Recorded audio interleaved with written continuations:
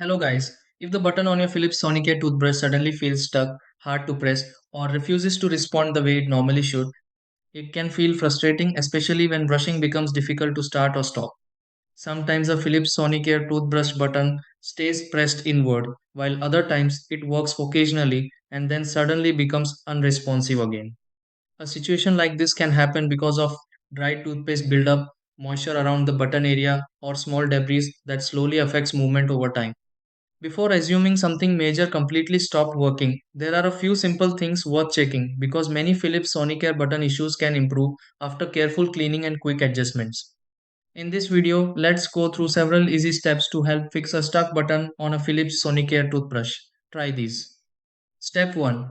Turn off the Philips Sonicare toothbrush and dry the handle before checking the button area. Step 2. Wipe around the power button on the Philips Sonicare toothbrush if residue appears visible. Step 3. Press the button on the Philips Sonicare toothbrush gently several times to loosen movement carefully. Step 4. Clean around the button area on the Philips Sonicare toothbrush if buildup feels noticeable. Step 5. Let the Philips Sonicare toothbrush sit dry briefly before testing the button again. Step 6. Turn on the Philips Sonicare toothbrush and confirm the button responds normally once more.